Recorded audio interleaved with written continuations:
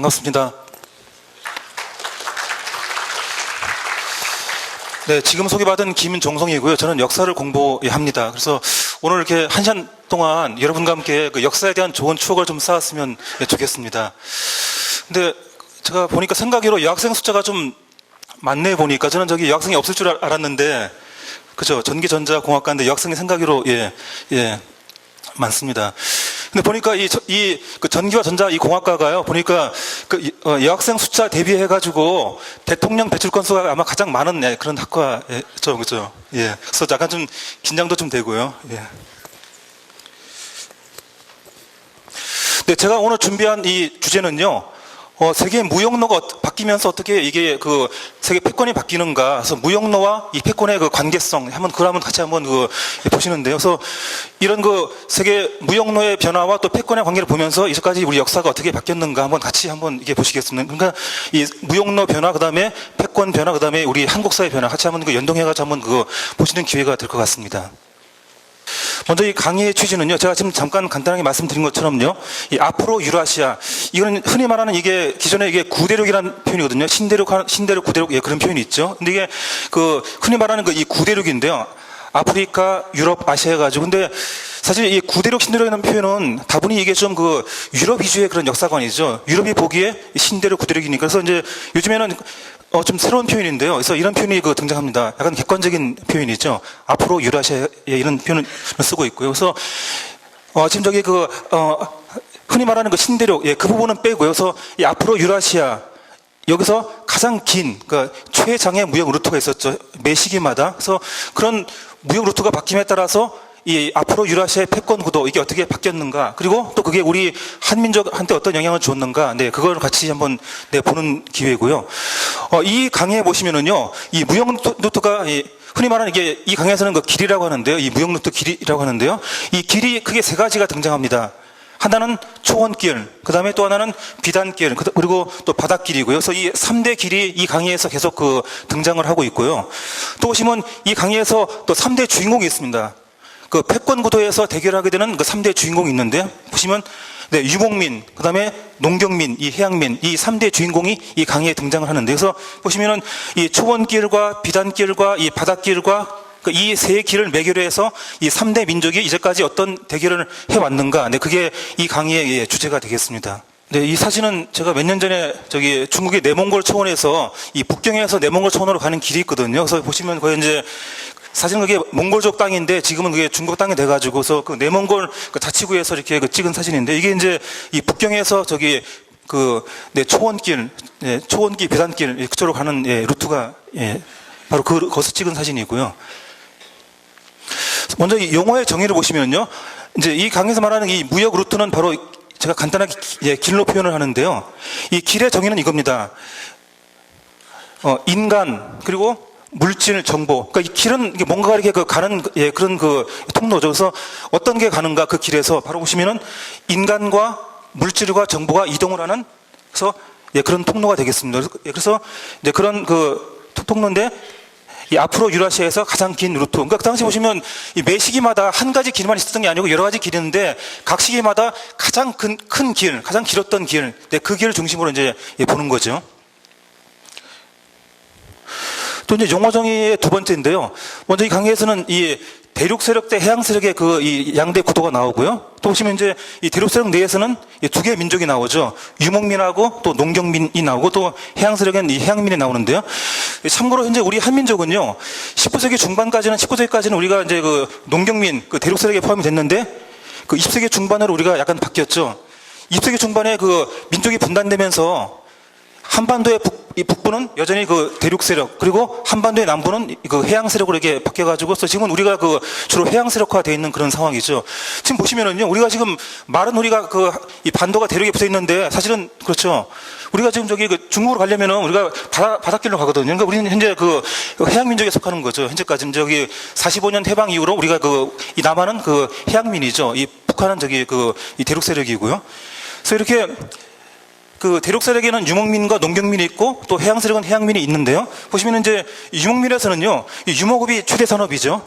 그 다음에 농경민은 이 농업이 당연히 또 최대 산업이고, 그래서 이제 이 두 민족은 이 육상무역에 주력을 하고, 그리고 이제 해양민족은 그 해상무역에 주력을 하는데요. 이 보시면은 이 해양민 같은 경우에는요, 해양민은 그 주로 하는 게 그 내에서 이제 뭐 유목을 하건 뭐 농경을 하건 간에 이 해양민족은 그 해상무역에 주력하는 민족. 그래서 이 보시면은 이 대륙 세력과 해양 세력의 구분은요, 그 육상무역에 주력하느냐, 해상에 주력하느냐, 그걸 가지고 이렇게 구분을 했고, 그 다음에 이제 이 대륙 세력 내에서 유목민과 농경민은 그 어떤 사람이 최대 산업인가, 이게 그 사회학적 용어로 뭐 우쿨라드라고 하죠. 우쿨라드. 그 사회에서 최대 그 어떤 특징적인 산업을 가리키는데, 그래서 이 우쿨라드가 유목민은 그 유목업이고, 이제 농경민은 당연히 이제 농업이죠.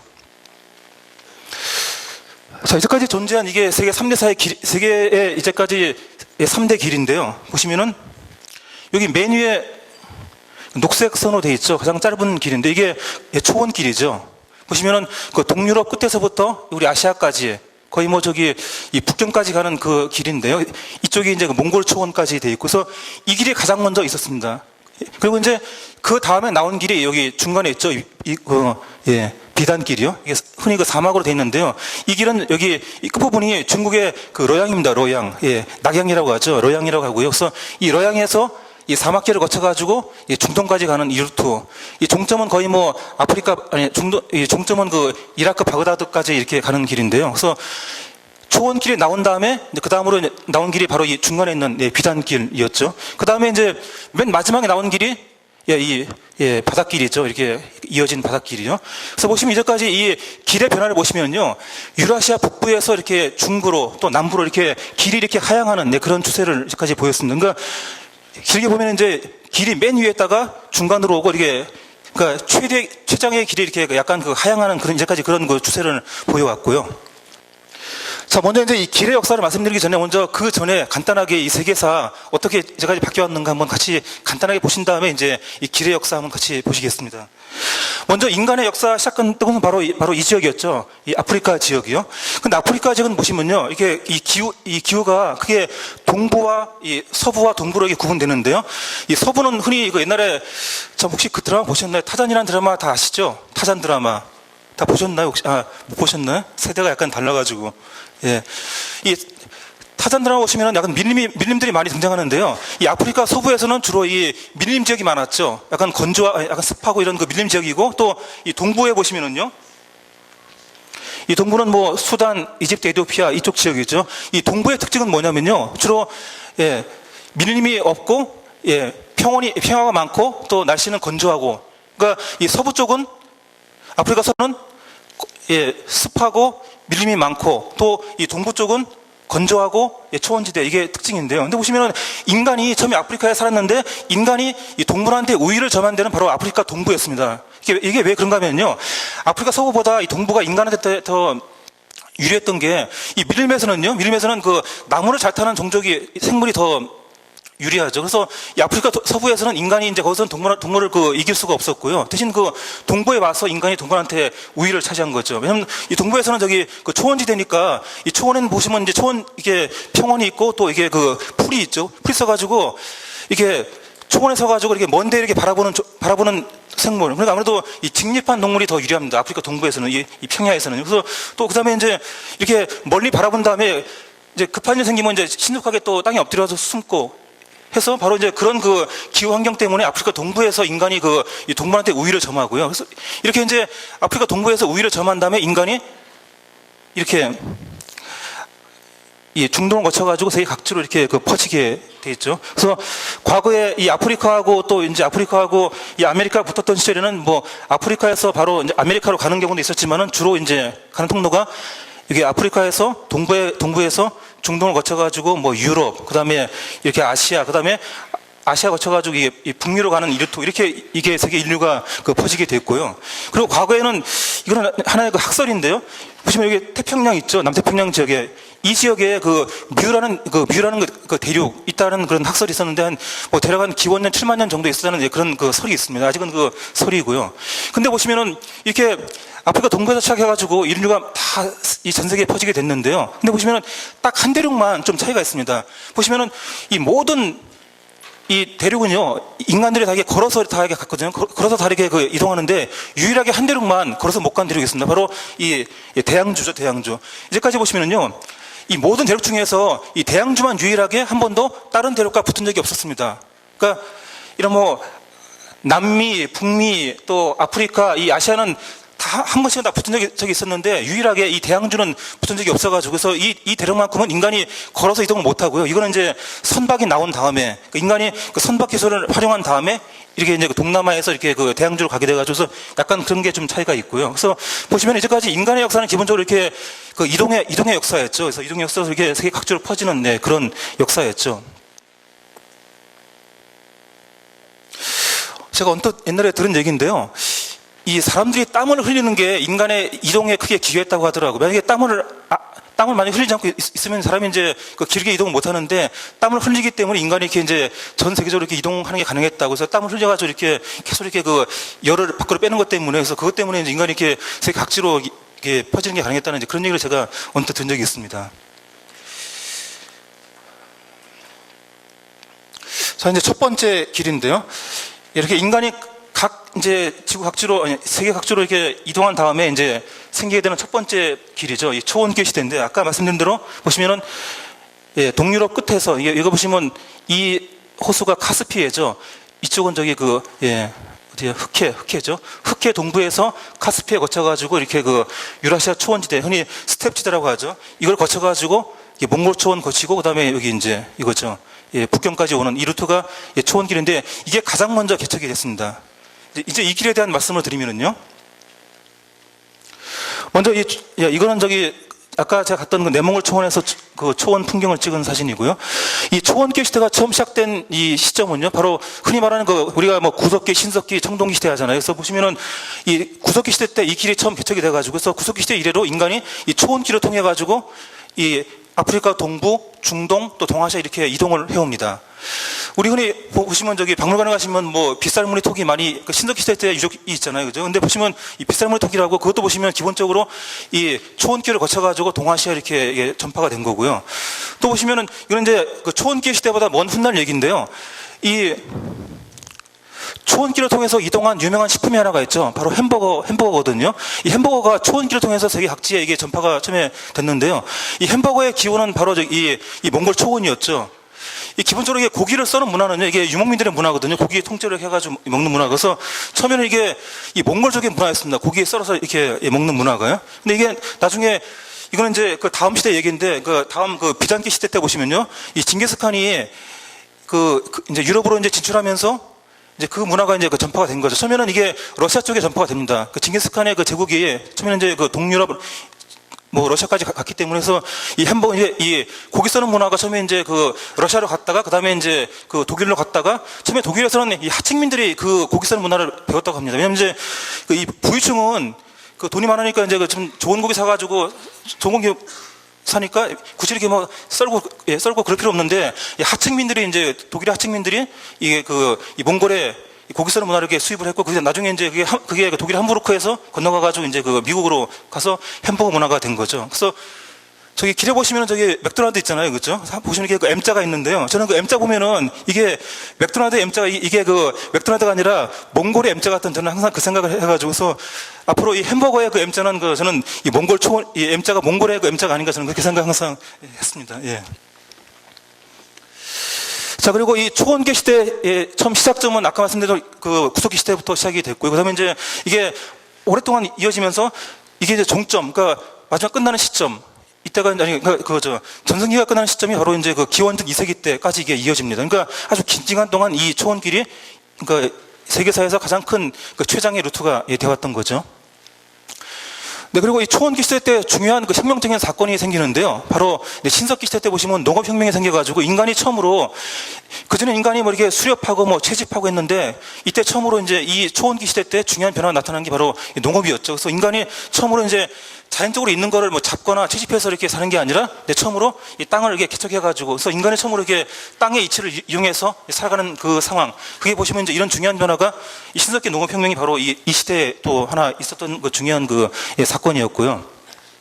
그리고 이 시대의 이 패권 구도를 보시면은요, 아무래도 이 초원길 시대이기 때문에 이 초원길을 통해서 인간과 상품과 정보가 계속 이 세계적으로 이동을 했습니다. 그래서 보시면 이 초원길을 장악한 민족이 항상 보시면 그 시기에는 이제 이 세계 패권을 주게 되는데요. 그래서 보시면은 이 패권의 그 서열이 초원기를 장악했거나 아니면 가까이 있거나 바로 거기에 따라서 이 패권 구도가 정해집니다. 그래서 이 초원기를 장악한 민족, 바로 유목민이었죠. 그래서 유목민이 1등, 그 다음에 이제 그 초원길을 잡지는 못했지만 초원길 근처에 서가지고 초원길의 이익을 볼 수 있는 민족, 바로 이제 초원길 주변에 보시면 농경민이 있었죠. 뭐 중국이라든가 또 아니면 저기 그 중동 지방에 그런 농경민들이 있어가지고, 그래서 보시면은 그 농경민이 2등, 그 다음에 세 번째 민족은 해양민이었죠. 해양민은 이 초원길하고 거리가 멀어가지고 도저히 이 초원길의 혜택을 볼 수 없는 그런 상황이라서 그 시대는 이 유목민, 그 다음에 농경민, 해양민 이런 그 세 민족의 이 패권 구도가, 패권 이 질서가 성립이 됩니다.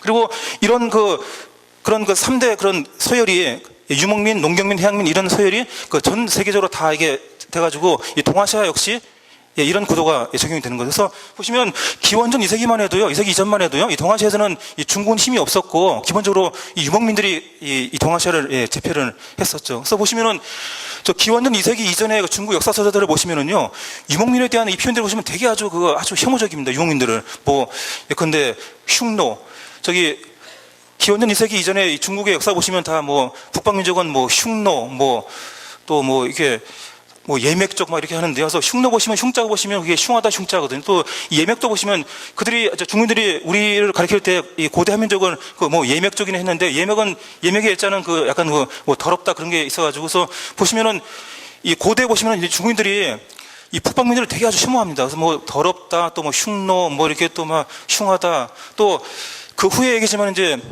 또 중국인들이 그 두려워한 민족이 옆에 있던 티베트에 있던 서방에 있던 티베트 민족들이죠. 티베트를 보시면 한자로 그 토본 이렇게 하거든요. 토본. 토자는 그게 토할 토자입니다. 그래서 보시면은 이 중국인들이 서쪽이나 북쪽에 있는 또 동쪽에 있는 이런 그 북방민들을 되게 아주 혐오하는, 그래서 그런 혐오한 감정을 담아가지고 뭐 예맥이니 뭐 흉노니 뭐 이런 토본이니 막 그런 또 돌고리니 해가지고 이게 되게 막 그런 비하적인 표현을 쓴 게 사실은 그 시기에 이제 그들이 이제 이 농경민으로서 육민한테 이렇게 억눌린 그런 상황들을 반영을 하는 거죠. 그래서 보시면은 흔히 중국인들은 흔히 중국의 이 교과서를 보시면은요, 중국은 뭐 역사 시작한 때부터 해서 중국이 뭐 동아시아를 제패해왔고 뭐 세계를 제패해왔고 하는데, 사실은 이 중국이 이제 지금의 중국이 이게 강한 중국이 나온 거는 이제 기원전 2세기 때부터, 그러니까 거의 그 진나라 다음이었죠. 진시황제 다음에 그 다음에 한나라가 세워지죠. 이 한나라의 7대 황제, 이 한무제 때부터 이 중국이 이제 그때부터 동아시아 강국이 되는 거고요. 그래서 그 이전, 그러니까 기원전 2세기 이전만 해도 이 중국은 그 동아시아에서 유목민한테 되게 항상 당하는 그런 약한 농경민이었죠. 그래서 이런 구도가 이 동아시아 이 패권 구도에도 그대로 또 영향을 줬고요. 근데 어떤 분들이 이런 질문을 하십니다. 기본적으로 우리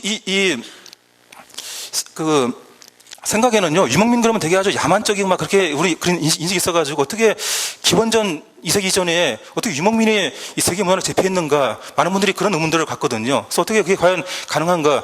우리가 지금까지 우리가 보는 거의 모든 역사서에 보시면 다 농경민이 다 세계 역사를 주도했기 때문에 어떻게 유목민이 역사를 주도했는가? 약간 많은 분들이 그런 의문을 갖는데요. 근데 그건 간단한 게요. 기원 전만 해도요, 보시면은 이 동아시아가 되게 기온이 따스했고요. 따스해가지고 지금의 몽골 초원 있죠, 그죠? 이 몽골 초원 땅에 보면 되게 아주 따스한 지방이었습니다. 그래서 이 몽골 초원에서 그 따스한 기온 때문에 충분히 이게 이런 문명이 발달하기 좋은 그런 조건들이 있었고요. 그러니까 우리가 지금 보기에는 몽골 초원이 춥고 막 이게 이제 지금의 초원기는 되게 춥습니다. 추우니까 어떻게 저런 추운 데서 이게 문화가 가능했겠는가 이렇게 하는데, 그 당시는 되게 이제 그 기원 전만 해도 이 동아시아 북방이 되게 따스한 그런 기온 때문에요, 충분히 문명이 발달할 수 있는 그런 좋은 조건이었습니다. 네, 그래서 기원 전하고 지금하고 이제 평균 기원 한번 비교해 보면은요,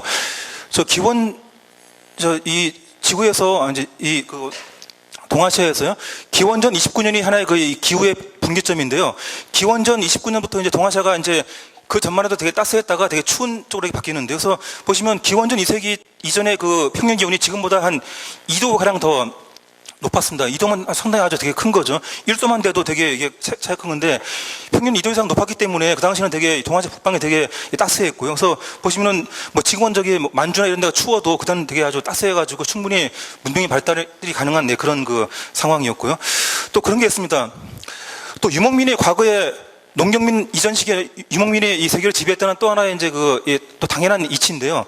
저 로빈슨 크루소 있죠, 그죠? 그 소설에 보시면 그 17세기 때 17세기에 나온 그 유럽의 소설이죠. 근데 이 로빈슨 크루소에 보시면은요, 이 로빈슨 크루소가 이 필요한 데가 보시면은 필요한 곳이 이쪽이었죠.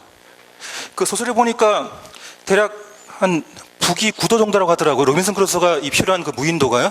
처음에 이제 이 로빈슨 크루소가 이 무인도에 필요한 다음에 그 매일같이 기록을 쓰죠. 쓰는데 보니까 그 사람이 살아가는 과정을 보니까요. 이게 거기서 혼자 생활하는 과정을 보시면은 거의 인간이 이제까지 경제를 발달시켜온 그 과정하고 거의 흡사합니다. 처음에 이렇게 했죠. 처음에 그 무인도에 떨어진 다음에 먹을 게 없으니까 처음에는 뭐 고양이를 잡거나 이제 그 섬에 있는 이런 동물을 잡아서 먹죠. 그리고 이제 그 다음에는 또 어떤 거기 그 섬에 있는 뭐 과일 뭐 어떤 그 열매 이렇게 또 따먹게 되고요. 그다음에 이제 그러다가 이제 바로 그 단계는 그거죠. 그 단계는 이제 그 로빈슨 크루소가 처음에는 그거 한 거죠. 수렵하고 채집을 한 거죠. 처음에는 그죠. 이게 뭐 고양이를 잡는다든가 아니면 뭐 양을 잡는다든가 이렇게 하는데 그게 수렵이나 또 이제 채집인데 이제 보시면 이제 그 다음 단계 처음에 그렇게 하다가 이제 그 다음 단계 어떻게 가냐면요. 나중에는 이제 이 고양이나 이 양을 자기가 이제 자기 그 담장을 이렇게 울타리 채워놓고 울타리 해놓고 거기다 이제 키웁니다. 이제 매번 잡으러 가기 힘드니까 아예 그냥 그 새끼나 이런 그 고양이 새끼나 아니면 염소나 이런 양 새끼 잡아가지고 자기 집 앞에 이렇게 해가지고 울타리 해가지고 이제 그 키우는 거죠. 키워가지고 거기서 또 이제 키우고. 그러니까 바로 그 단계가 이제 처음에는 수렵 채집에서 이제 유목 단계로 들어온 거죠. 그 다음에 이제 또 그러다가 나중에는 이제 거기서 또 이제 밭에다가 땅에다가 뭐 보리 심어서 또 빵도 만들고 또 맥주도 만들고 해가지고 그래서 그거는 이제 농업 단계죠. 그러니까 보시면은 그 무인도에서 그 로빈슨 크루소가 살아온 과정을 보시면요. 수렵 채집 또 유목 또 농경 이렇게 발전하는데 그래서 보시면 되게 보시면 인간이 이제 이제까지 살아온 과정들이 보면 그와 똑같습니다. 그래서 처음에는 유목이 처음에 가장 번성하고 그다음에는 농경 이렇게 이제 이런 단계로 가는데요. 그래서 이제 그런 단계로 인간의 역사도 그렇게 왔었고요. 네, 그래서 지금 우리의 상식으로 보면은 어떻게 유목민이 이렇게 그 당시 세계 패권을 잡았는가 이제 약간 좀 믿기 힘들어도요. 이 고대에는 그렇게 이제 그 경제 발전 단계가 그때는 농업보다는 유목업이 최고다. 그다음에 또 이제 동아시아 북방, 이 유라시아 북방이 날씨가 따스했다. 이제 그런 조건 때문에 충분히 유목민들이 이 세계 최고의 문명을 갖는 게 가능했습니다.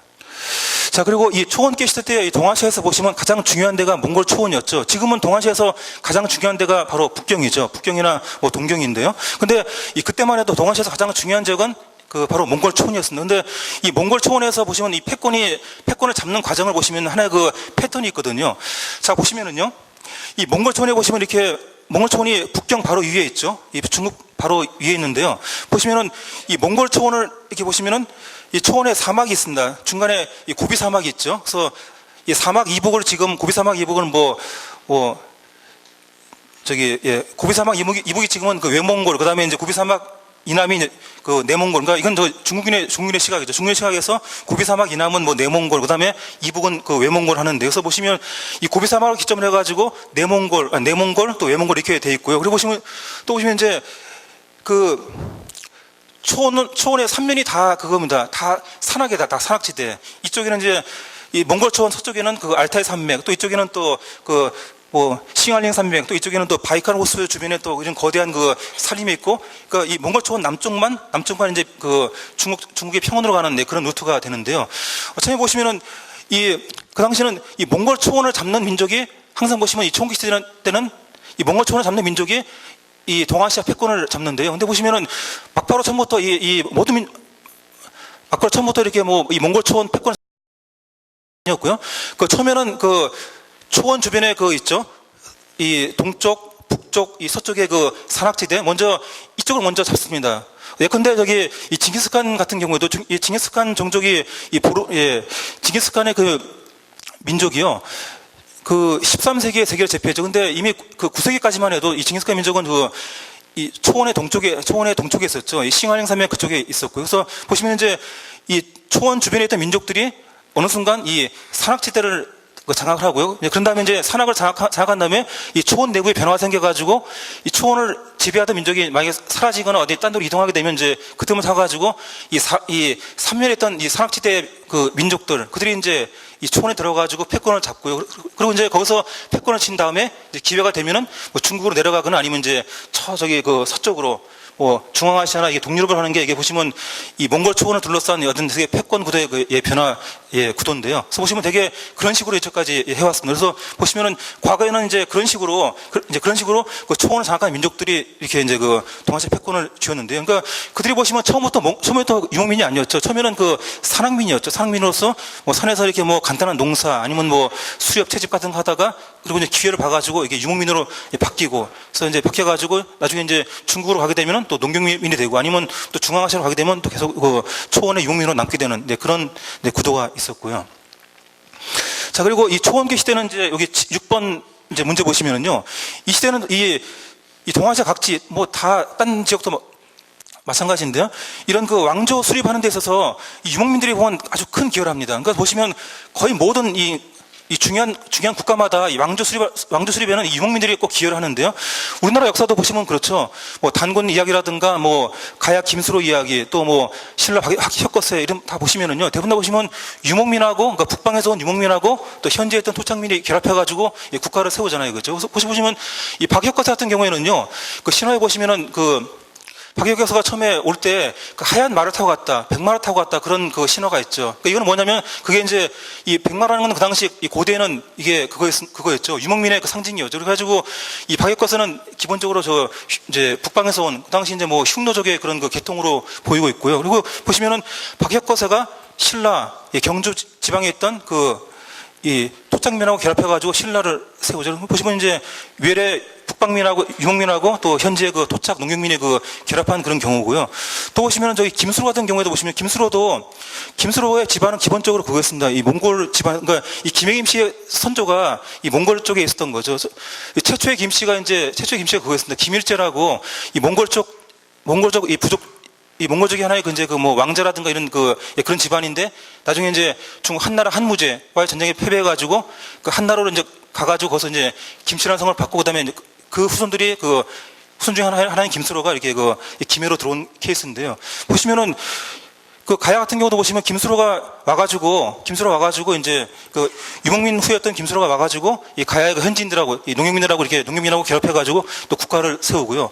그래서 기본적으로 보시면 이 동아시아에서는 이 고대에는 이 초원기 시대만 해도요. 이 초원기를 해서 도래했던 북방의 유목민들하고 또 현지의 그 농경민들이 결합해가지고 이 국가를 세우는 게 하나의 그 당시는 이제 하나의 그 기본 패턴이었죠. 마치 똑같죠. 마치 지금은 현재는 이 시대는 해양민이 지배하는 시대라 가지고 해양국가, 뭐 미국 또 뭐 영국 이런 나라들의 영향을 받는 나라들이 세계 곳곳에 세워지듯이 이 고대에는 거기 유목민의 영향을 받는 그런 국가들이 뭐 세계 곳곳 또 동아시아 곳곳에 수립이 됐습니다. 그래서 보시면은 한민족 역시 우리 뭐 과거에 뭐 고구려, 백제, 신라 이런 다 보시면 우리 민족 역시 이제 그런 패턴 하에서 유목민과 농경민의 그런 연합하에 수립이 됐죠. 자, 그리고 아까 잠깐 말씀드린 건데요. 우리가 항상 신경 쓰이는 게 항상 중국의 역사 교과서에 보시면은 중국은 뭐 역사 시작 때부터 항상 중국이 세계를 제패했다고 하니까 이제 약간 역사 왜곡이 좀 심한데요. 근데 보시면은 이 초원기 시대 때만 해도 이 중국이 항상 기본적으로 중국이 그 시대는 세계를 압도할 수가 없죠. 왜냐면 중국은 장악한 게 초원길이 아니라 초원길 다음에 나오는 비단길을 장악한 거죠. 비단길이요, 그렇죠? 실크로드를 장악한 거고. 그래서 보시면은 이 초원길 시대만 해도 중국이라는 나라가 세계를 장악할 수가 없죠. 왜냐하면 초원길하고 떨어진 민족이기 때문에. 그래서 그 시대는 유목민이 강하기 때문에 농경민인 중국이 그 시대는 도저히 이 세계 패권을 진다는 게 상식적으로 말이 안 되는 거죠. 자, 보시면은요, 우리 집 앞에 도로가 생기면 집값이 당연히 뜁니다. 근데 만약에 도로가 없어지고, 만약에 우리 집 앞이 만약에 뭐 벌판이라든가 산이 된다고 하면 당연히 집값이 떨어지듯이 마찬가지죠. 보시면은 우리 개인도 그렇고 보시면 지방에 이런 지역도 그렇고요. 앞에 길이 있어야지만 이게 기본적으로 그 지역이 번성을 하죠. 개인 집도 번성을 하고 또 집값도 뛰게 되고. 그래서 보시면은 지금은 목포라든가 이런 시 있죠. 과거 목포가 일제 때만 해도 목포가 우리나라 6대 도시에 포함이 됐었죠. 근데 그 전만 해도 되게 아주 한미한 지역이었는데 목포가 일제 때 일본이 이제 우리나라 농산물 수탈할 목적으로 목포항을 개항하면서 그 목포의 길이 뚫리면서 목포가 이렇게 아주 번창을 했고 또 이제 그리고 그 다음에 이제 해방 뒤에는 이제 목포가 또 약간 쇠퇴했는데 이렇게 보시면은 이 길이라는 게 국가뿐 아니라 또 뭐 도시 또 뭐 지역 또 개인한테 다 중요한 거죠. 저 여러분 저 보시면 저기 그 경기도 보시면 양주 위에 연천 또 전곡 또 연천 그다음에 또 위에 보시면 그 포천이 있고 또 보시면 그 철원 땅 있잖아요. 철원이 보시면 그 한반도 정중앙에 있죠. 휴전선하고 이게 정중앙에 있는데요. 지금은 가보시면 철원 땅이 보시면은 뭐 휴전선도 있고 또 이제 보시면 거의 이렇게 아주 되게 논밖에 없죠. 논밖에 다 그냥 보시면 다 벼 키우는 논밖에 없는데요. 이 과거에 50년 보시면 저기 해방 전만 해도요. 이 철원 땅에 보시면 백화점이 있을 정도였습니다. 되게 아주 화려한 도시가 있었고요. 근데 그건 뭐냐면은 이 해방 전만 해도 이 철원이 그 원주에서 한반도 북부하고 이 서울을 잇는 그런 그 도로의 이 거점이라 가지고 되게 철원이 되게 번성했거든요. 번성했는데 그 도시가 갑자기 이제 그 6.25 해방되고 그다음에 6.25 나고 해가지고 이게 그 끊기는 바람에 끊기니까 어떤 그 도로 거점으로서의 그 기능을 상실하니까 이 철원이 또 이게 쇠퇴했거든요. 그러니까 보시면 이제 그런 식으로 이 길이라는 게 되게 중요합니다. 그러니까 그렇기 때문에 이 중국이 이 초원길하고 멀리 있었던 그 이 과거 그 기원전 2세기는 도저히 중국이 상식적으로 세계 패권을 질 수가 없는 거죠. 그러니까 중국의 패권을 진 거는 그 기원전 2세기 이후로, 그러니까 중국에서 가까운 그 비단길이 이제 세계 최고의 길이 된 이후에 그때 가서 중국이 패권을 지는 거고요. 또 보시면 기원전 2세기 이전에 중국이 우리 한민족을 무서워했다는 증거가 아주 많습니다. 그 중에 하나가 가장 큰 게 그거였죠. 그 진시황이 세웠다고 하는 그 장성이 있죠. 북경 가시면 그 중국 가시면 그 장성이 있죠. 만리장성이라고 하죠. 근데 보시면은 그 장성이 이미 그 진시황제 이전에 이미 그 세웠는데요. 이 장성을 이렇게 쌓은 데를 보시면요. 기본적으로 몽골 초원하고 이 만주에 있는 고조선을 겨냥해서 이렇게 쌓은 겁니다. 그러니까 그건 그거죠. 기본적으로 만주하고 몽골이 가는 그 남침을 그 방지할 목적으로 이게 그 장성을 쌓은 거거든요. 그러니까 그걸 보더라도 이 고대 기원전 2세기 이전에 중국인들이 바로 그 우리 그 한민족 또 몽골인들을 그 두려워했다는 게 바로 또 거기서 단적으로 입증이 되는 거죠. 네, 그리고 이 초원기 시대 때 보시면은 중요한 또 무역 형식이 등장합니다. 바로 이 조공무역인데요. 근데 이 무역을 왜 하죠? 근데 무역이라는 게 보시면은요, 만약에 개인이 혼자 살면은 무역이라는 게 필요가 없죠. 개인이 살려면은 그냥 뭐 먹는 거, 입는 거, 또 집만 있으면 뭐 살 수가 있죠. 그래서 뭐 진짜 개인적으로만 산다고 하면은 뭐 진짜 뭐 저기 그 노래도 있죠. 그죠? 뭐 꽃피는 초원에서 뭐 님과 함께 단둘이 살겠다고 해서 보시면은 진짜 이 개인적으로만 산다 그러면은 진짜 초원에서 아니면 기본 산속에서 단둘이 살아도 아무 문제가 없습니다. 근데 여기 보시면 국가가 되면서 이게 무역이 필요하거든요. 보시면 처음에 무역을 누가 했냐면은 이 개인들이 한 게 아니고요. 국가의 지배층이 한 겁니다. 지배층이. 그러니까 단순히 만약에 인간이 먹고 입고 자는 거 이것만 하려면 무역이 필요 없습니다. 그러니까 자기적에서 다 되는 거죠. 웬만하면. 그죠? 보시면 자기적에 있는 뭐 집도 자기 측에서 집이나 뭐 의식주 다 가능한데 이게 국가 지배층이 국가를 유지하기 위해서 이게 무역이 필요했던 겁니다. 그래서 보시면은 이 국가를 만약에 국가나 사회를 유지를 하려면요, 우선 국가가 유지하려면 그 교통통신이 돼야 되겠죠. 그 자기가 그 지배하는 그 지역에서. 그래서 보시면 과거에는 교통과 통신을 하려면은 기본적으로 필요한 게 있었죠.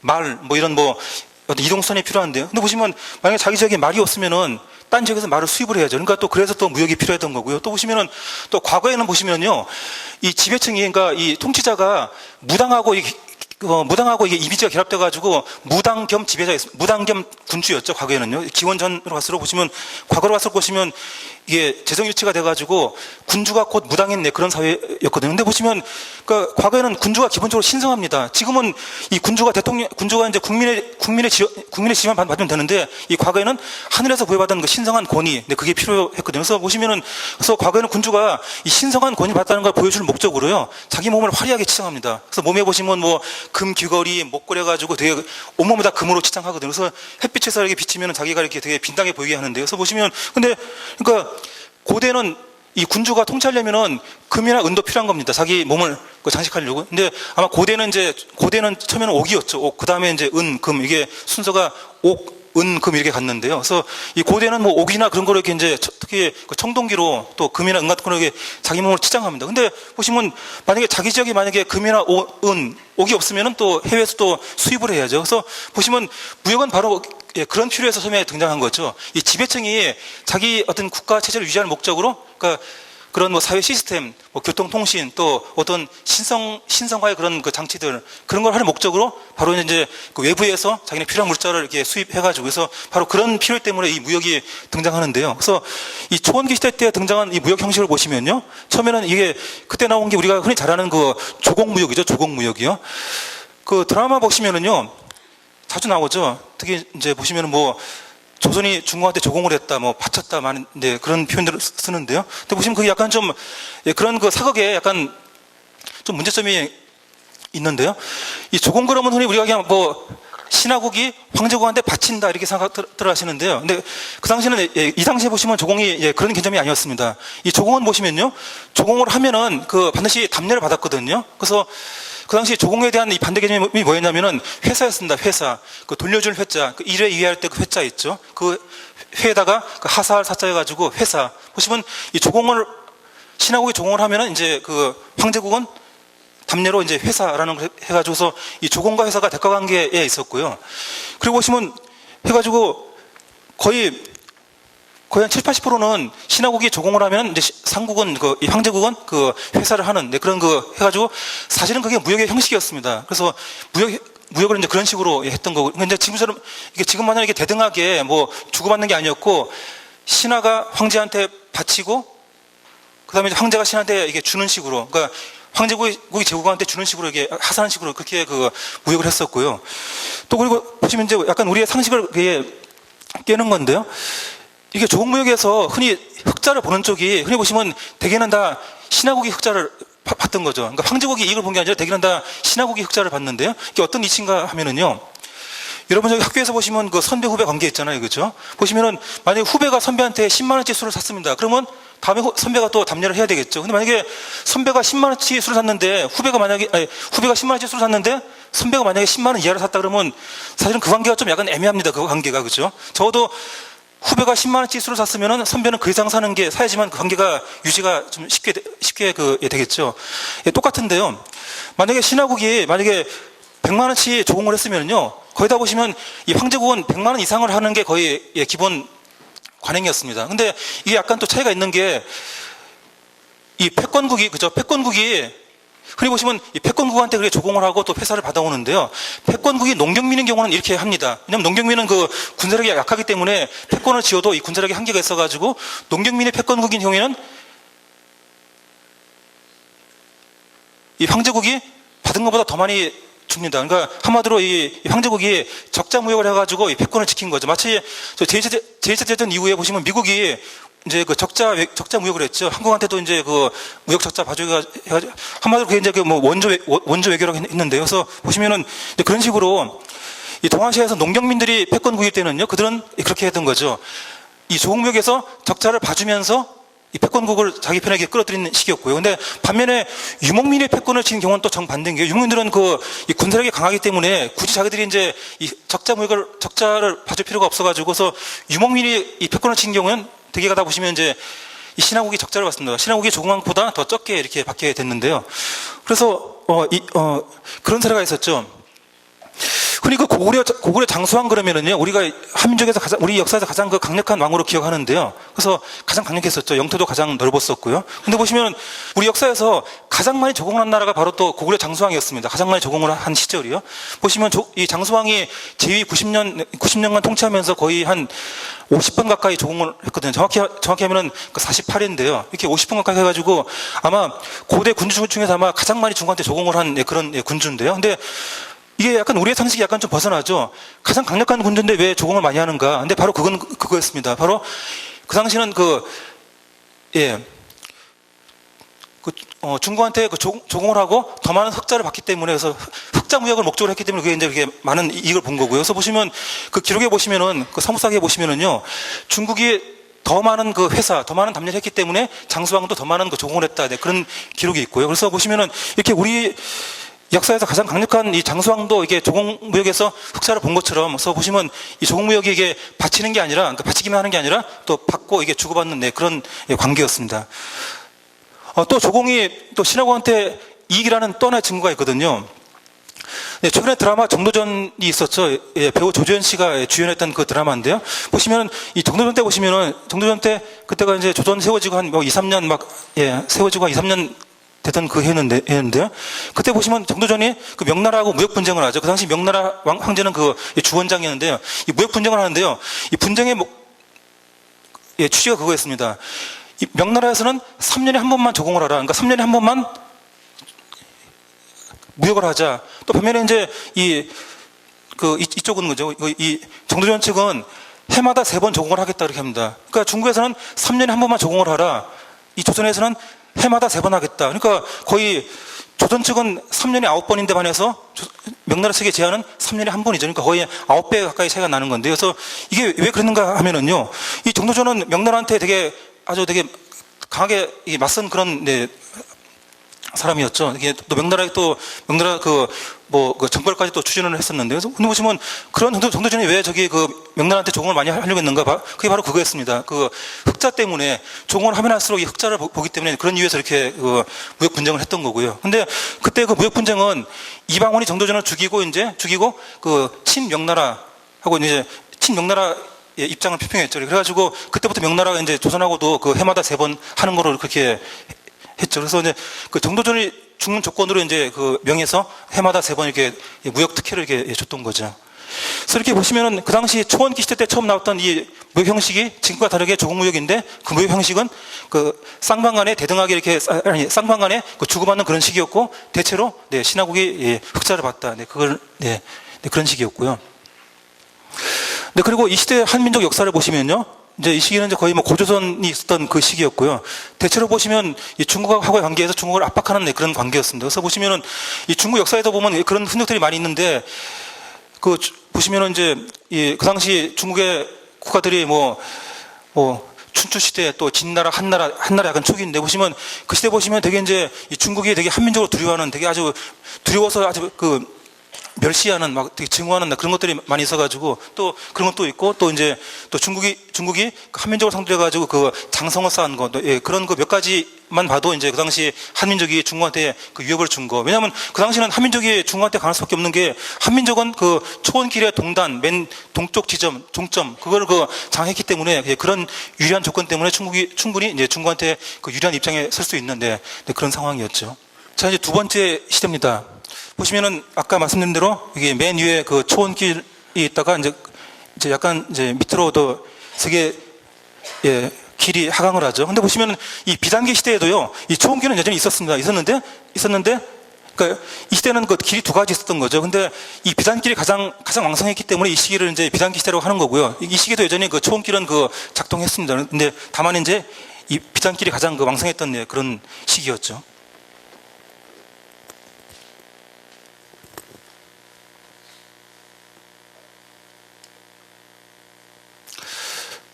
자, 이제 비단기 시대는요, 아까 말씀드린 대로 그 초원기 시대가 기원전 2세기에 끝났기 때문에, 이제 이때부터는 이 비단길이 이제 기원전 2세기 이후로 이 세계 최장의 무역 루트로 등장을 하죠. 그리고 종점은요, 이 시기의 종점은 서기 16세기, 서기 15세기 이때까지 이 비단기 시대가 이어집니다. 그러니까 대략 한 1700년 가량 이어진 거죠. 저 15세기 후반에 보시면은요, 그러니까 비단기 시대 때 종점에 보시면은요, 이 유럽인들이 한 번도 못 가봤던, 인간이 안 가봤던 이 대서양을 건너가지고 서쪽으로 갑니다. 또 그다음에 또 이제 그들이 또 아프리카를 한 바퀴 도는데, 그때만 해도 그게 되게 아주 미친 짓이었죠. 거의 혁신이었거든요. 근데 보시면은 그거 똑같습니다.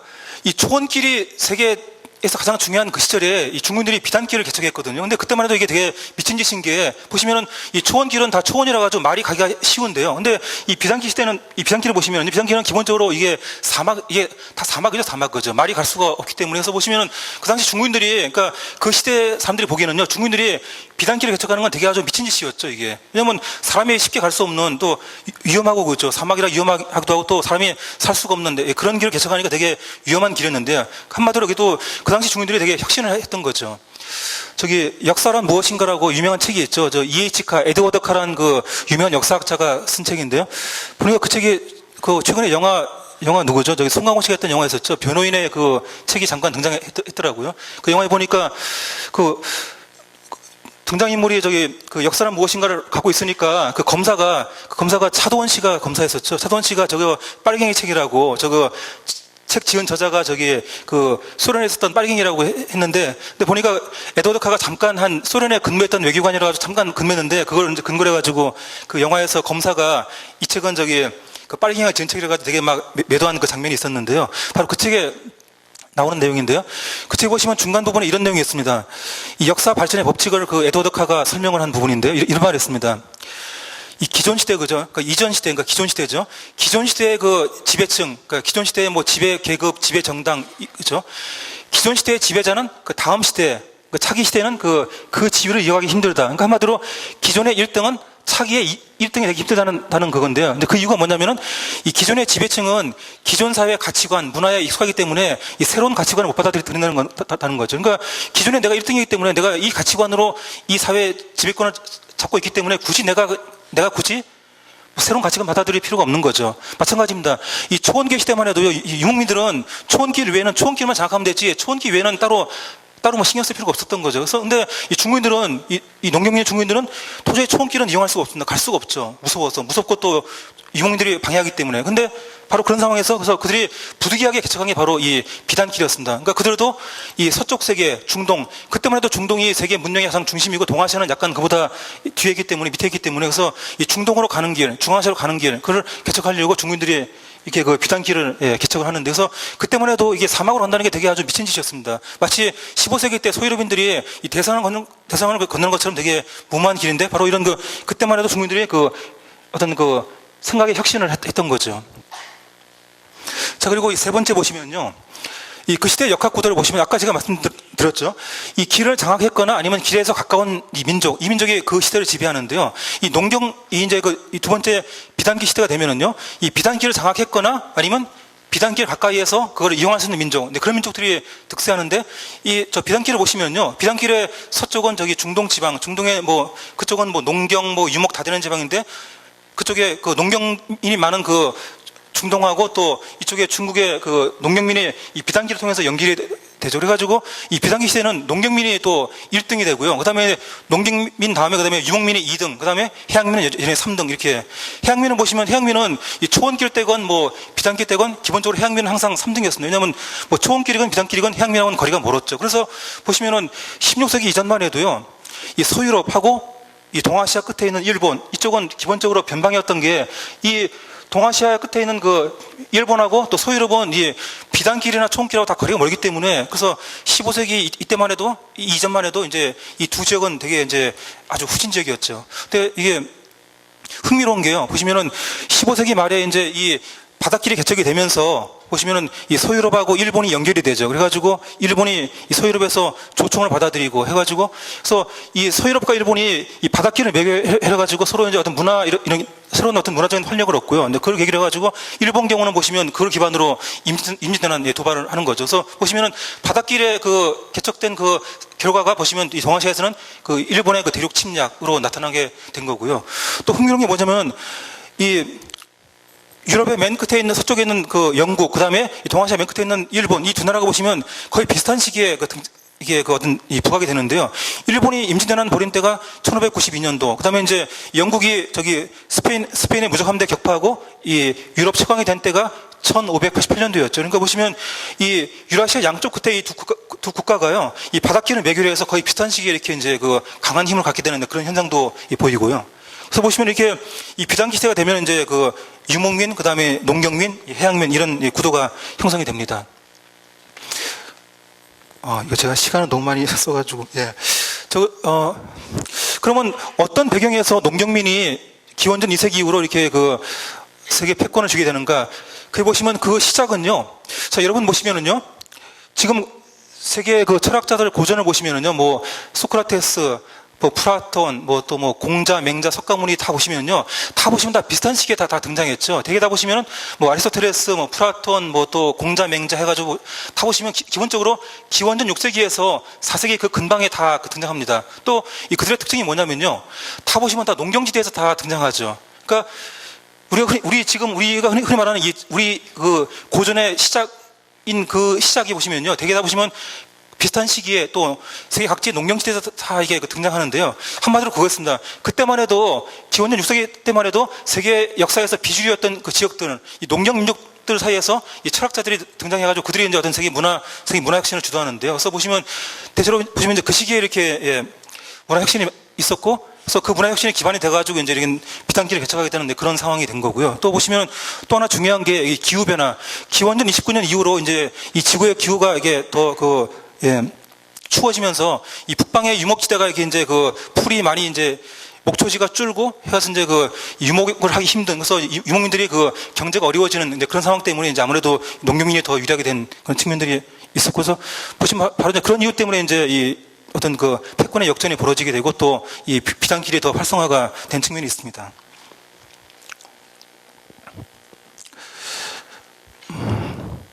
제가 시간 관계상 좀 간단하게 하겠습니다. 예. 자, 그리고 이 비단기 시대 보시면 이제, 근데 이 비단기 시대의 특징이 뭐냐면요. 또 하나 특징이 뭐냐면요.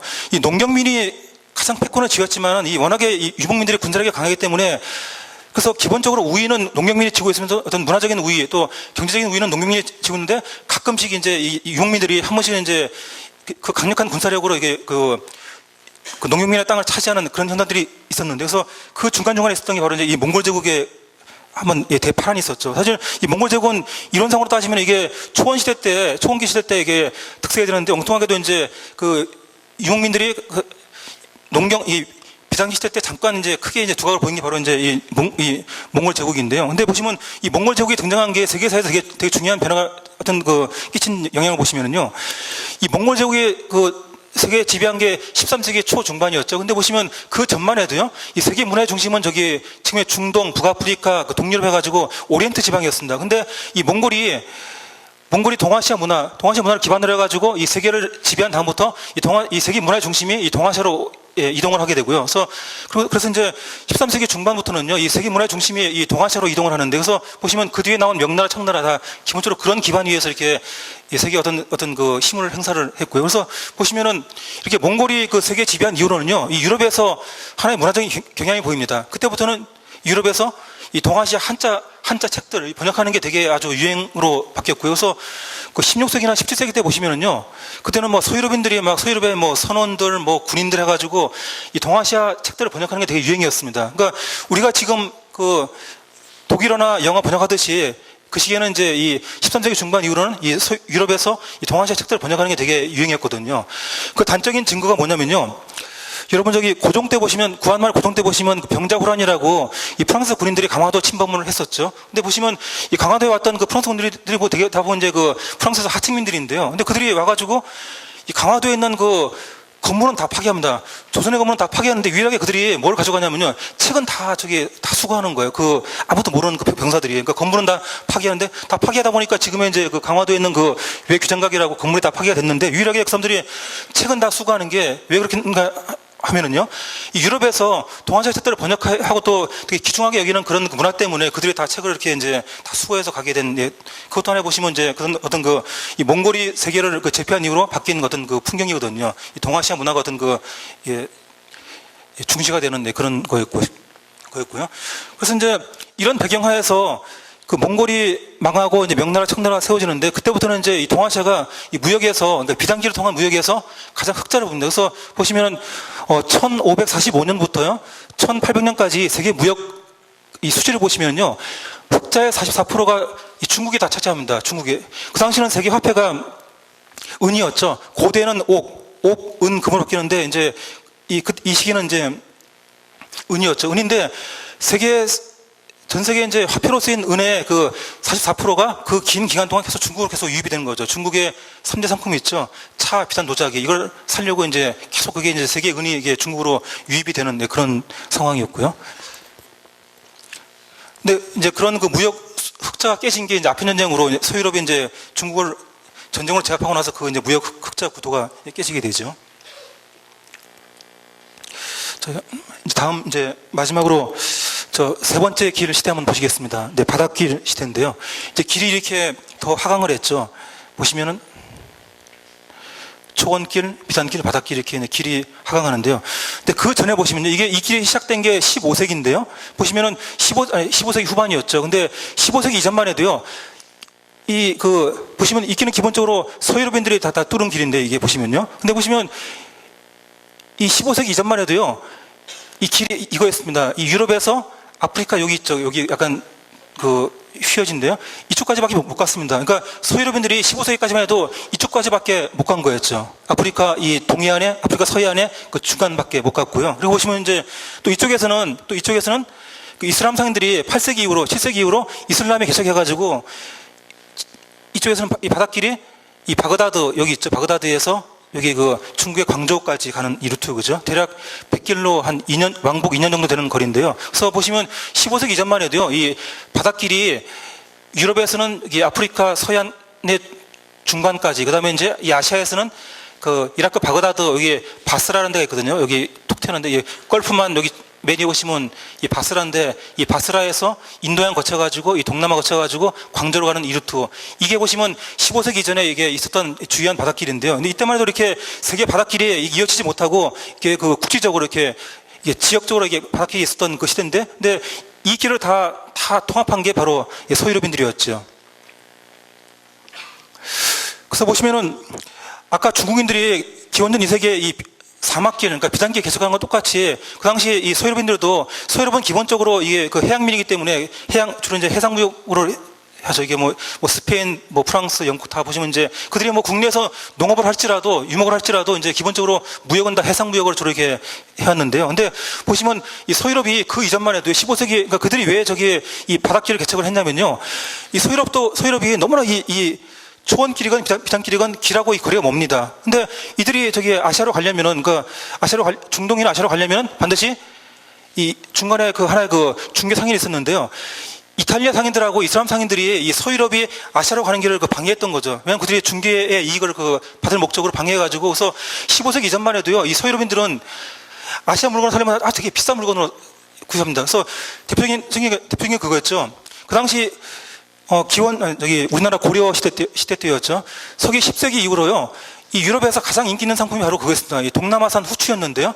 근데 동남아산 후추가 그냥 막바로 서유럽으로 간 게 아니고, 이슬람, 이탈리아 이렇게 거쳐서 서유럽으로 가거든요. 가니까 거의 이 동남아에서 예컨대 100원 하던 이 후추가 서유럽으로 가면 500배 이상 뛰는, 약간 그런 아주 엄청난 이제 무역 폭리를 이제 중간에 상인들이 다 이게 착취했거든요. 그래서 보시면은 그 당시에 이 서유럽에서는요, 서기 10세기 이후로는 후추가 하도 비싸니까 후추가 하나의 그 당시에는 이제 그거였습니다. 거의 이제 부의 상징이라 가지고요. 그래서 이 귀족들은 손님이 오면은 후추를 많이 뿌려가지고, 그러니까 음식에 맛에 관계없이 무조건 후추를 많이 뿌리는 거죠. 뿌리는 게 그게 이제 그 당시 부의 상징이었다고 할 정도로 이 동남아 후추가 되게 유행을 했었고요. 그리고 이제 이 유럽에서 후추의 인기가 시들어져가지고 이 귀족들이 후추를 안 뿌리게 된 게 17세기 때 이제 그 후에 바닷길이 개척돼가지고 후추를 싸게 구입한 이후부터는 이제 유럽인들이, 이 귀족들이 후추를 안 뿌리게 됐는데, 하여튼 그전에는 이제 되게 이 동남아나 동아시아 물건이 비싸기 때문에 되게 이제, 그래서 바로 이 싸게 살 목적으로, 처음에는 이런 동아시아나 동남아산 물건은 싸게 살 목적으로 이 서유럽인들이 바닷길을 개척을 한 거죠. 그래가지고 아프리카 희망봉으로 돌아와서 오고 바스코 다가마였죠. 그 다음에 이제 또 한 사람은 또 대서양 횡단을 또 해서 또 길을 개척을 하고요. 근데 이렇게 바닷길 시대가 되니까 이제 패권 호도가 바뀝니다. 이 비단길 시대만 해도 농경민, 그 다음에 유목민, 해양민인데, 이제 이때는 이제 어떻게 바뀌냐면, 바다랑 가깝거나 바닷길을 장악했거나 아니면 바다 가까운 민족이 이제 1등이 되는데요. 그래서 해양민, 그 다음에 농경민, 그리고 이제 처음으로 이제 유목민이 이제 3등으로 쳐지게 되는 거죠. 그 전만 해도 유목민은 1등이나 2등이었는데, 이때 이제 바닷길이 되면서 처음으로 이제 유목민이 3등으로 되는데, 대략 보시면은 이 동아시아에서도 이런 영향 때문에 동아시아에서도요, 대략 한 병자호란 이후로 보시면은 이 동아시아에서 유목민들이 이제 거의 이제 몰락을 하고요. 이제 그들이 이제 청나라였죠. 청나라도 그 시기에 이제 유목민이 몰락하는 그 시기에 청나라가 이제 만주에서 중원으로 들어가지고 농경민으로 바뀌게 되죠. 그래서 보시면은 이제 이 청나라 같은 경우에는요, 본래 이게 유목민인데 거의 유목문화가 망하는 그런 막차 때 그들이 이제 중원을 점령해가지고 농경민으로 이렇게 갈아탄 거죠. 그래서 보시면은 이 유목민들은 되게 이 적응이 빠른 게, 아까 처음에 제가 말씀드렸잖아요. 그죠? 이 몽골 초원 주변에 그 산면에 있는 그 산악지대에 있다가 초원에 가서 산악지대에서 뭐 화전민이라든가 이제 뭐 수렵 채집을 하다가 또 기회 봐가지고 초원 들어와서 유목민이 되고 또 기회 봐가지고 또 이제 그 농경민이 되거나 또 딴 지방으로 갔는데 되게 유목민들은 되게 이렇게 그 적응력이 강해가지고요. 그래서 그러나 이제 이 청나라 같은 경우는 되게 특이한 경우인데 되게 빨리 적응해가지고 이게 또 이제 그 농경민이 된 그런 그 사례였고요. 그래서 보시면은 이렇게 패권 구도가 바뀌면서 이 바다와 가까운 이게 그 해양민이 이제 처음으로 그 세계 지배권을 갖게 되는 거죠. 그래서 보시면은 그동안 소외되어 있었던 뭐 소유럽이라든가 또 동아시아의 그 일본 이런 나라들이 이제 아주 급성장을 하는데, 그래서 보시면은 임진왜란 이후로 한 300년간 일본 경제가 아주 급성장합니다. 급성장해가지고요.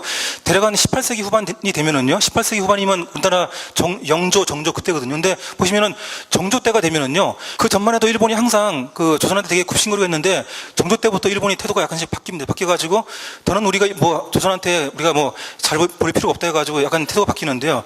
그 증거가 그거였죠. 그 통신사 파견.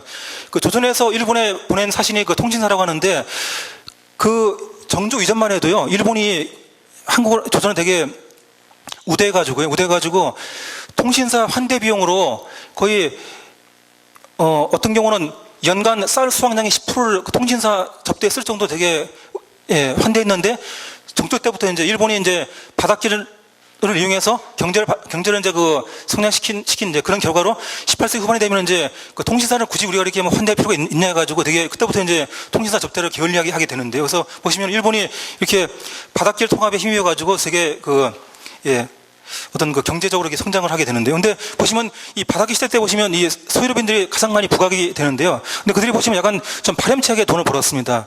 그때만 해도 아까 말씀드린 대로요. 이제 은이죠. 은이 화폐고, 그다음에 이제 가장 중요한 상품이 중국의 차 비단 도자기인데요. 근데 그들이 어떻게 무역을 해서 돈을 버냐면요. 일단 그 소유럽인들이 이 바닷길을 이용해서 그 뭐 아프리카 또 아메리카 다 많은 지역들을 그 식민지로 삼죠. 점령을 하죠. 그래서 보시면은 이 아프리카에 가서는요, 아프리카의 노동력을 공짜로 착취합니다. 그리고 또 아메리카에 가서는 아메리카의 은을 또 공짜로 착취하고, 그러니까 이제 노동력과 화폐를 공짜로 착취한 거죠. 그래서 보시면 소유럽인들이 그 공짜로 착취한 노동력과 또 화폐를 가지고 동아시아 중국에 와서 중국과 무역을 하고요. 그래서 그걸 기반으로 이제 이 국부를 더 증대했고, 그래서 보시면 기본적으로 이 바닷길 개척으로 어떤 그 식민지가 그런 그 유럽한테 그 노동력과 어떤 그 화폐 공짜로 이렇게 확보하게 되는 그런 계기가 돼가지고 그게 쌓여가지고 19세기 중반에, 그죠? 중반에 이제 이 소유럽이 세계 최강이 되는데요. 그래서 보시면은 이렇게 바닷길을 개척한 다음에 해가지고 식민지 얻고 화폐 노동력을 다 공짜로 얻은 다음에, 근데 그걸 기반으로 이 소유럽이 17, 18세기 때 뭐 산업혁명, 과학혁명, 뭐 정치혁명, 심혁명 다 했던 거죠. 그래서 그게 기반이 됐던 거였고요.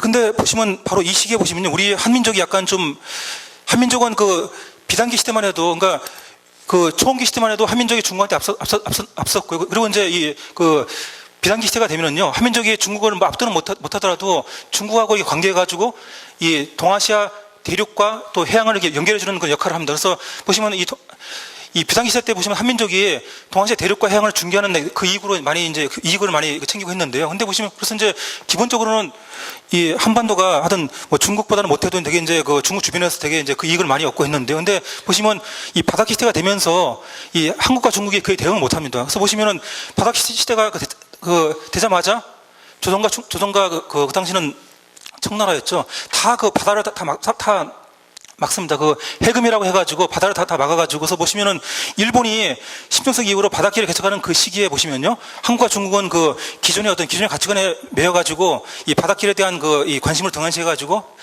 도로게 바다를 막는 그런 일이 생기죠. 그래가지고 결과적으로 이제 그런 게 이어져가지고 19세기 중반에 그게 축적이 돼가지고 일본은 강국이 되고 또 한국과 중국은 또 이렇게 약해지는 그런 상황이 됩니다. 자, 이제, 그러면 이제 지금 현재 우리 시대는 그 해양민이 패권을 쥐고 있는 바닷길 시대죠. 근데 보시면 이 바닷길에서 지금도 이게 바닷길 시대인데요. 보시면 지난 세기 중반 이후로 약간의 변화가 있습니다. 이 길에 중요한 이 구도의 변화가 있는데요. 보시면은요, 이 기존에 이 바닷길을 지배한 그 축은요, 바로 이 대서양이었죠. 대서양, 그죠? 대서양 양쪽에 있는 이 서유럽과 또 이 미국, 그죠? 북미, 그죠? 이 두 지역이 이 대서양을 매결해가지고 세계 바닷길을 지배했습니다. 근데 지난 세기 중반 이후로 이게 약간 바뀌는 게요. 보시면 서서히 그 바닷길의 축이 지금 태평양으로 지금 가고 있죠. 그리고 보시면 또 어떤 현상이 보이냐면요. 보시면 이렇게 이제 이 유럽인들이 바닷길을 가는 길이 많습니다. 이렇게 아프리카 돌거나 아니면 여기 뭐 수에즈거나 해가지고 막 이게 도는데요. 보시면은 최근에 보시면요, 신문에 보시면 해적이 많이 나오는 그런 지역들이 있죠. 뭐 소말리아 해가지고 주로 해적이 많이 나오는 지역들이요. 여기 보시면 아프리카 서해안, 그다음에 여기 소말리아, 또 인도양, 또 동남아 해가지고요. 다 보시면 이제까지 소유럽인들이 다 바닷길을 지배하던 그 길이었습니다. 다. 그러니까 지금 한마디로 이제 길을 잘 지배해야지만 그 패권을 질 수 있는데 지금 소유럽인들이 길을 지금 다 빼앗기는 거죠. 빼앗기니까 그 길에 그런 그 바닷길에 시간이 안 되니까 지금 해적들이 많이 등장하는데요. 그래서 보시면 이렇게 이제 소유럽인들이 지배한 길에서 보면 이게 최근에 지난 세기 20세기 중반 이후로 이렇게 길의 허점들이 그러니까 관리가 한마디로 지금 관리가 안 되는 그런 그 상황이고 그러니까 이게 바로 이제 지금 바닷길이 어떤 그 소유럽 중심의 바닷길이 지금 추락한다. 그런 걸 보여주는데요. 근데 반면에 보시면요. 지금 우리가 지금 미국은 지금 쇠퇴한다고 하는데, 미국은 뭐, 그전보다 쇠퇴한 건 사실인데요. 근데 보시면 미국이 지배하는 바닷길은 별로 지금까지는 문제가 없습니다. 다만 이제 미국과 함께 이제까지 바닷길을 지배하던 이 서유럽이 지배하던 쪽만 지금 문제가 생기고 있고 또 그쪽에서만 해적이 생기고 있고요. 그래서 적어도 지금 이게 길의 측면을 본다면 이제 미국은 아직까지는 패권이 이제 그나마 좀 건강한 편인데요. 근데 그리고 또 보시면은 이 대서양에서 태평양으로 이 바닷길의 축이 바뀌니까 당연히 유럽은 당연히 그 피해를 보는 거죠. 그래서 피해를 보는데 이 미국은 보시면요. 이 태평양에 보시면 서쪽은 동아시아고 동쪽은 미국이니까 미국은 여전히 이 대서양의 축이 태평양으로 바뀌어도 미국은 여전히 득을 보는, 그러니까 여전히 계속 패권을 질 수 있는 그런 거기 때문에 그래서 앞으로 미국의 패권이 약해진다는 거는 되게 아마 이런 길의 역사를 본다면 되게 제한적입니다. 단순히 이제 뭐 6년 100년 지배했으니까 망한다 그게 아니고 이렇게 적어도 길을 본다면 저도 미국의 패권 유지를 가능케 하는 그 길의 이런 측면은 아직까지 있기 때문에 그래서 이게 아직 강하기 때문에 이제 앞으로도 미국의 이 약화는 되게 제한적일 거로 이렇게 보이고요. 근데 이렇게 바닷길의 축이 대서양에서 태평양으로 옮기고 있다. 이게 하나의 또 특징이고요. 또 하나 특징이 뭐냐면요. 이 초원길이 기원전 2세기 이후로 이게 많이 쇠퇴했거든요. 그래가지고 이 초원길이 쇠퇴한 이후로 이렇게 이 북방민들이 쇠퇴했는데 보시면 최근에 이 초원길이 다시 부활할 그런 가능성이 있습니다. 보시면 이제 이게 19세기 중반에 시베리아 철도죠. 이게 생기고 또 보시면 최근에 이 근방의 국가들이 다 지금 또 흥성하는 그런 상황입니다. 그래서 만약에 이 시베리아 철도라든가 이렇게 만약에 한반도 철도 해가지고 한반도에서 만약에 유럽까지 가는 이 철도가 만약에 완공이 되고 그게 활성화가 되면은요, 이 바닷길은 또 이게 사실 또 필요가 없어지는 거죠. 그래서 보시면은 지금 서서히 서유럽이 갖고 있던 이 바닷길들이 이렇게 쇠퇴하는 그런 징후로 보이는데요. 보시면 이게 시베리아 철도가 생김으로써 또 보시면 이게 유럽이 지배하는 바닷길이 다 또 쇠퇴하게 될 그런 위험이 있고, 근데 반면에 이제 미국이 지배하는 바닷길은 별로 이렇게 타격을 받을 게 별로 없기 때문에 그래서 보시면 이런 두 가지 차이가 보이는데요.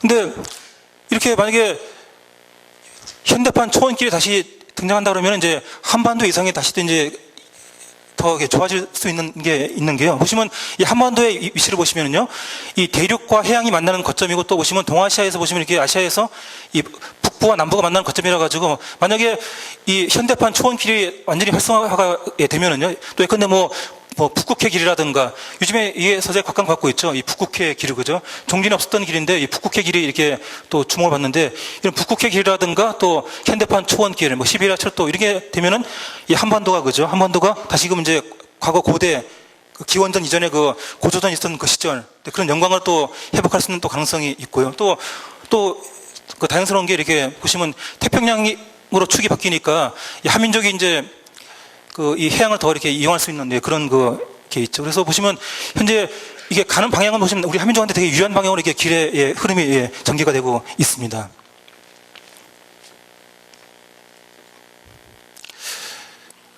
저 이제 간단하게 오늘 강의 정리를 하면은요. 그래서 우리 한국은 어떻게 해야 되는가? 이제까지 보시면 이렇게 길의 변화에 따라서 세계 무역로의 변화에 따라서 그러니까 인간과 상품과 정보가 이동하는 이 세계 최대 무역로 이게 바뀜에 따라서 이 패권구도가 바뀌고 또 우리 역사가 바뀌어 왔는데 그래서 그러면 우리 이제 그걸 가지고 어떻게 해야 되는가? 자 보시면은요. 첫 번째는 바닷길을 좀 더 활용할 필요가 있다는 거죠. 지금 그 동아시아 바다를 지배하는 그 미국, 그 다음에 또 앞으로 동아시아 바다의 한쪽을 지배하게 되는 그 중국과의 관계에서 우리가 어떤 그 지혜롭게 대처할 그런 그 필요가 있고요. 또 그다음에 아까 말씀을 드린 대로요. 예, 현대판 초원길, 시베리아 철도, 한반도를 통해서 유럽을 가는 그 철도의 그런 그 앞으로 이제 활성화 가능성에 대비해서 우리가 또 이 대륙길, 그러니까 바다뿐 아니라 대륙도 함께 개척할 또 필요가 있고요. 또 근데 그렇게 되려면 반드시 통일이 돼야 되겠죠. 만약에 통일이 안 되면은요, 그냥 북한만 그 이익을 보는 거고, 우리 민족 전체가 또 이익을 보는 건 또 힘들어지고요. 그리고 이제, 그런 다음에 이제 이렇게 바닷길과 대륙길, 이 두 길의 그 중재자, 아까 말씀드린 대로 그죠? 한반도의 그 위치가 보시면 대륙과 해양의 중간 거점, 또 이 유라시아 대륙의 북부와 남부의 거점이기 때문에 이걸 우리가 잘 활용한다면 앞으로 우리 민족의 또 여기서 또 이렇게 우리 어떤 민족의 활로를 찾을 수가 있고요. 또 그리고 이런 지금 드린 건 다 이제 어떤 뭐 역사라든가 국가라든가 거대한 뭐 거창한 그런 얘기인데요. 우리 개인적으로 보더라도 우리 학문이라든가 또 우리가 앞으로 뭐 가정생활 또 직장생활을 보더라도요. 이 기준을 장악하는 게 되게 필요하다는 걸 우리가 또 한 번 더 다시 확인할 수가 있으면서 앞으로 우리가 앞으로 우리 어떤 개인의 그 발전을 가능하게 하는 그런 그 자원이 흐르는 그 길을 우리가 미리 예견하고 또 대비하고 또 그 길의 시대에 한다면 우리가 이제 꼭 이런 뭐 국가적인 뭐 이런 바닷길 이런 길을 떠나서요. 우리 개인의 그 어떤 우리가 앞으로 나갈 그런 그 길을 개척할 그런 그 지혜도 이런 역사에서 얻을 수 있지 않나 그렇게 생각을 해 봅니다. 제가 너무 빠르게 말씀드려서 죄송하고요. 좀 제 부족한 강의 들어주셔서 감사합니다.